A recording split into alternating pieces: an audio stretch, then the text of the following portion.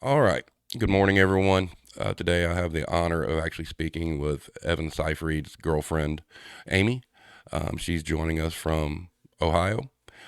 We're going to hear her story, hear a little bit about, her and Evan's relationship, kind of where she stands now. So, first of all, I want to say thank you, Amy, for being here. I really appreciate your time. Tell us a little bit about yourself, first off. Um, you know, I wasn't prepared to talk about me. I, uh, you know, um, I like scrapbooking and crafting, and I like punk rock and cars and tattoos, and it's kind of, guess, an eclectic mix of stuff. So, All yeah, the cool stuff. yeah, Well, crafting, I'm assuming you've spent some time in a Hobby Lobby.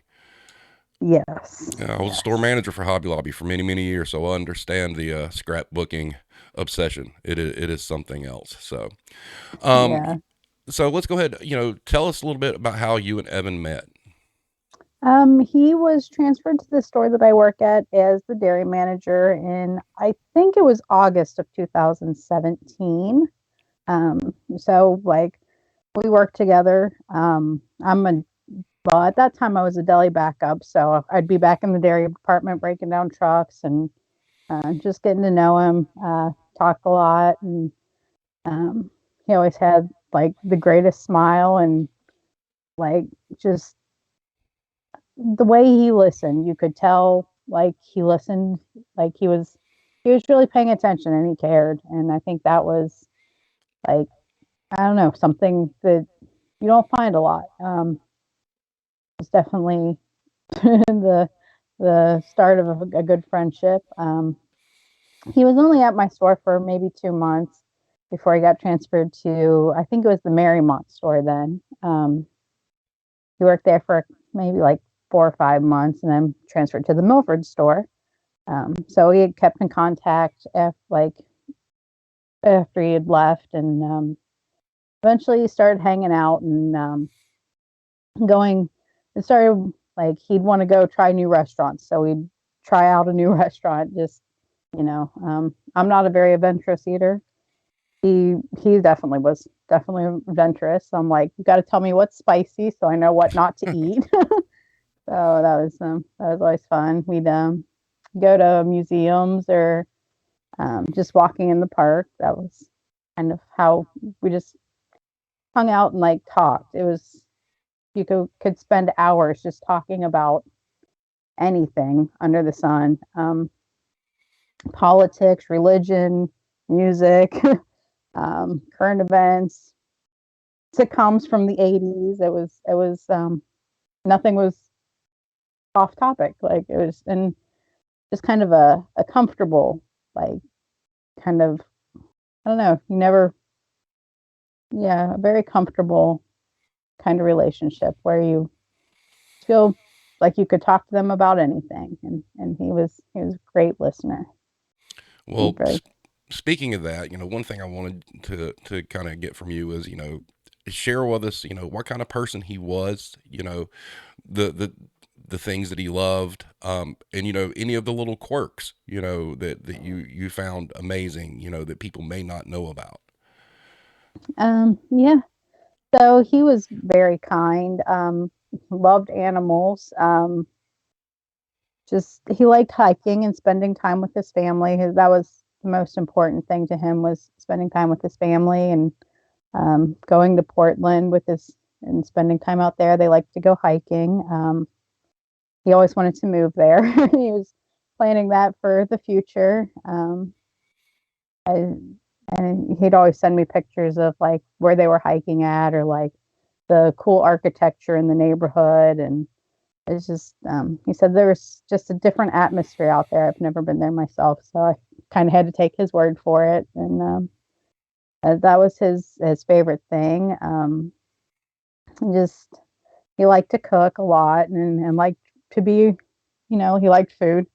Yeah, I always thought it was kind of funny because we worked at Kroger, so I'm the kind of person that just buys whatever groceries I can as I'm leaving, because I don't want to go back to the store after I get off work. But um, I don't know if you, since you're not local to Cincinnati, you've probably never heard of it, but there's a store called Jungle Gyms, which is kind of like a theme park of grocery stores. It's kind of entertaining, and if you come to Cincinnati, you should check it out. Um, he'd love to go there. We'd go there quite often. They have pretty much anything under the sun you could think of, so it's always getting something.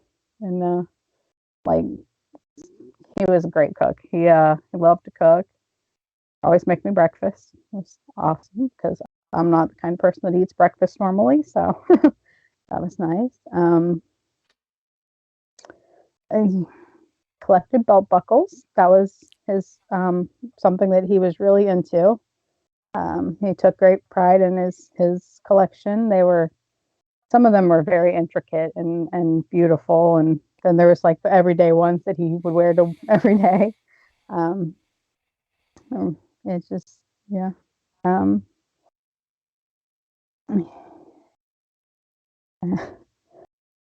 Uh, oh, kind of lost my thought there. It's quite all right. I fully understand. Fully understand. So I mean, this might be a little touchy. Um, do you recall like the last conversation you had with him? Yeah, the last couple that we had, he was very stressed out about what was going on at work, and it's like I had known for a long time that it wasn't a good situation at work. So when he was stressed out, like I understood, but they kind of um, our last couple of conversations they didn't go well. Like it always, it kind of, he kind of picked a fight and I left crying. And so I feel like that's a lot of regret for me. Whereas, like, I wish I had left, like I had said, I love you, as got off the phone, but um, I didn't. I didn't realize it was going to be the last conversation. Um, Well, it seemed like in talking with you, he did a pretty good job of not overburdening you with like all the details of everything that was going on with him, and I think that's admirable. I think that he didn't want to take that stress and dump it on you as well. Yeah, yeah, I think that was a lot of it. He was also concerned that the people that were coming after him would also come after me because I work for Kroger's. And, I kind of feel like he might have been right on that.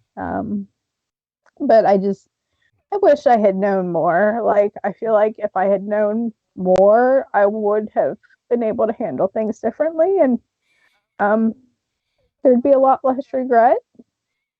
Um,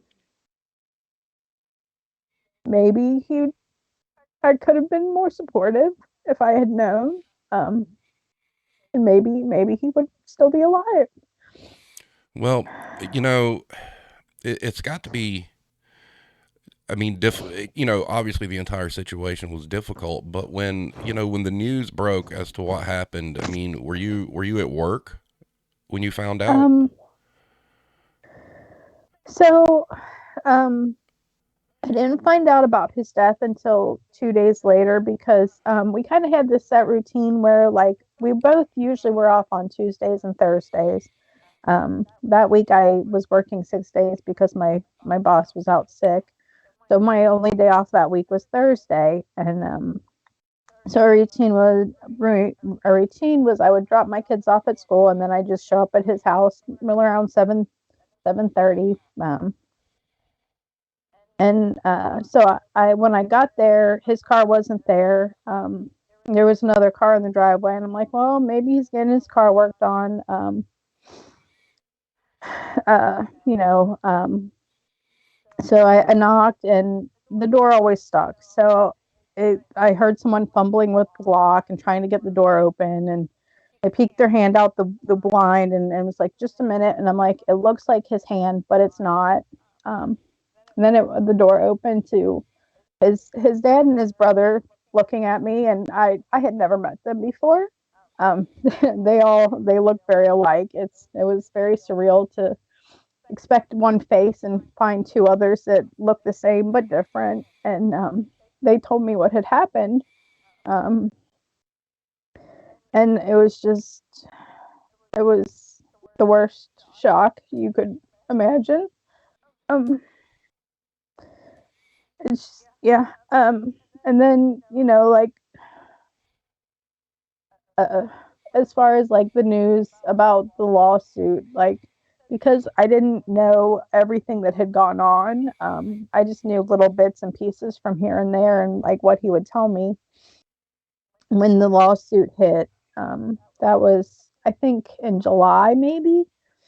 So it had been a couple of months. Uh, Seeing, like, reading the lawsuit on the internet, and just everything that was in there that I had no clue about, and that was it was like a punch to the gut. Like,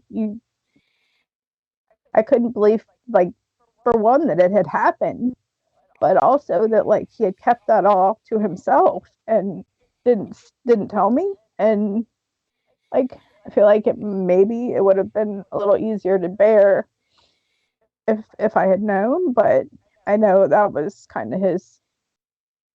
He didn't want to put that burden on me also. So. Well, when Erica reached out to me about all of this, and she sent me, the link to the lawsuit, and she told me in the email, she's like, when you read this, you're not going to be able to stop reading, and B, it was just unimaginable. I mean, same. I Yeah. mean, I obviously I didn't know the family personally at all, and I knew a little bit about the story, from reading about it prior. But when I read that lawsuit, I'm like, oh my God. And, just the depths that these people went to, you know, Yeah. to do whatever harm they could to him, it was just unimaginable and terrifying that people could It, do that. yeah, and working for the same company, I even worked at that store for a little while, about 8 years previous. But it's like I could not imagine that actually happening in the company that I work for. And to know that, like, yeah, like, I mean, sure, everybody has problems with people that they work with, but that is the extent to which that they came after him, like, that it comes outside of the store and outside of the workplace, is it's unfathomable. Yeah, I mean, it was next level. I don't really think there's actual words to describe it. I mean, I think bullying, true, but there's got to be, a bigger way to show, how awful this really was. Now, I had Yeah. asked you before, previously when we were messaging back and forth, you know, uh, have you felt any kind of different treatment from management? Let's say, from the initial event when Evan passed up until now, as you start getting into like court proceedings and whatnot, do you feel like they're kind of hands off on you and kind of treat you a little different because of maybe where you lie within the scope of everything? I think possibly a little bit. I know, like, from the at the time that he died, um, my store manager, like, was someone that I got along with fairly well. And I think at that point, like, the pieces of the puzzle weren't, like, all the way put together.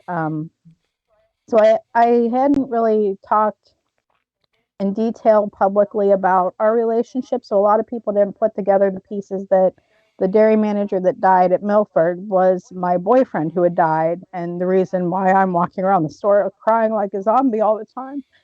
And but so at that point, like, all my coworkers have been very supportive. Like, even we've got new store manager now, and she's pretty supportive too. Um, like, the as when it gets higher up into, like, the district management, like, I don't deal with them very often. I kind of prefer it that way. Don't we all? I just yeah. Um, so I It's hard to say for sure. I don't know if you know, sometimes I think that they're targeting me, but sometimes I think that, like, maybe it's just me being overly sensitive. So I can't give a for sure answer. Um, I feel like, at this point, sometimes maybe they're kind of leaning away from me because I am like, I'm not involved in the lawsuit, but I have been in contact with the lawyer. So I do, like, I have that connection and just to fall back on if I felt like they were directly targeting me. But right now, I don't think they are. Well, I think it's So, really, really good, especially for you, that you've got a nice support group of employees around you that have been supportive. I mean, obviously that yeah. was lacking in the Milford location, and Yeah. that's got to help tremendously with your day-to-day mental health. Trying to navigate through this, and especially coming up. It's my understanding. His birthday is very soon, and Yeah. It's on the 11th. So that's, yeah, just a week and a half from now. um, what do you think the biggest lesson to be learned from all of this is? Like if there was something you could say to anybody that's watching or listening, when we air this, I mean, what do you really feel like the takeaway should be? Um, hmm, there's so many. I guess just a lot of it is, think about the people that you're interacting with. Try to be nice. Don't be a dick. Right. That's kind of basic. But then at the same time, like, um, think about the motives that people have behind what they're doing. That's kind of something that, I guess you need to know what who you're dealing with a lot. I want to say, like, talk to people and reach out because a lot of people are going through the same thing. I don't know, like, obviously HR isn't a help. Sometimes your union's not even a good help, but there's, I guess, trying to find the people that are going to be helpful. Um, Even if it's outside of the company, and hopefully, like, with going forward, I'm hoping that we'll be able to, make it easier to find that kind of help for people that have an issue in their workplace and need some support. So hopefully that, you know, things don't get overwhelming. Um, I and agree. yeah, I think companies could do a lot more, whether it be, and it really seems at this point it needs to be an outside entity, because obviously with HR and whatnot, I mean, they're in place to make sure, companies keep moving and don't get sued, you know, but companies seem to really shy away from promoting an external option of help.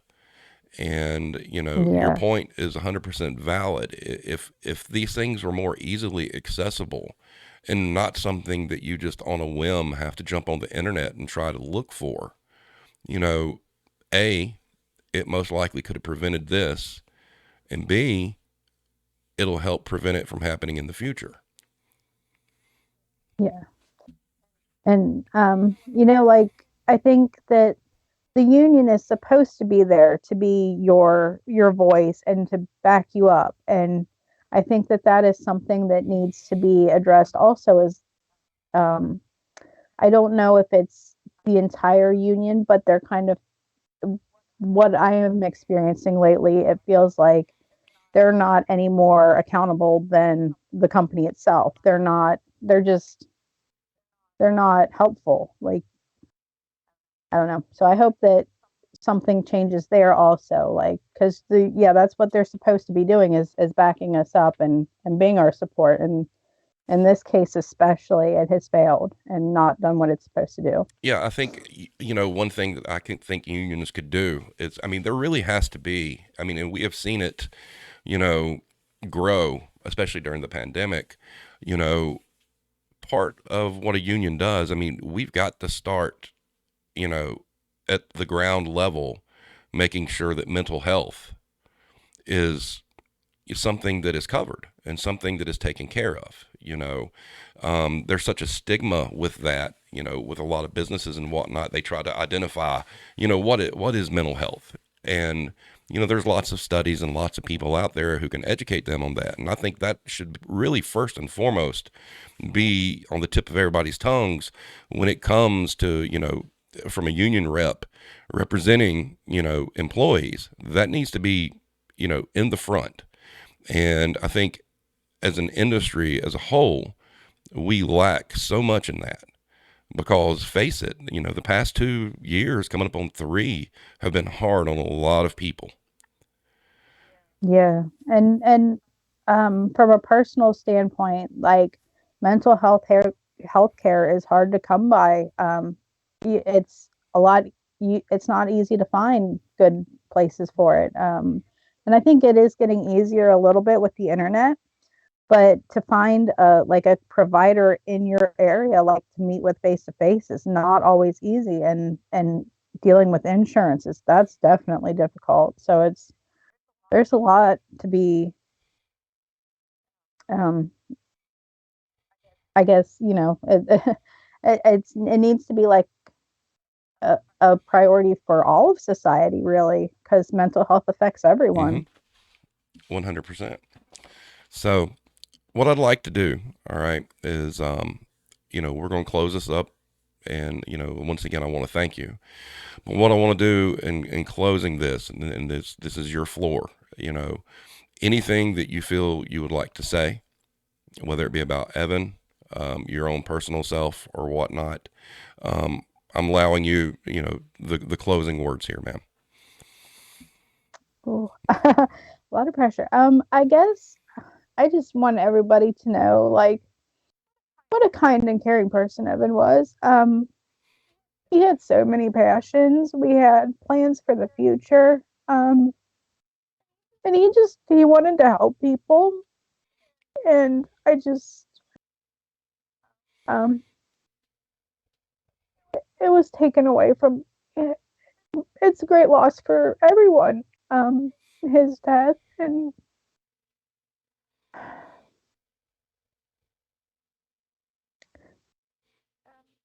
I just wanted everyone to know kind of who he was as a person, and that he will be missed by so many people, even though, like, uh, in life he was very private and kept to himself a lot, but he was a very good person, and I think his death has impacted a lot of people, and hopefully um it will be beneficial, like something good will come from it. Excellent. And I think it will. I believe that, his story is important.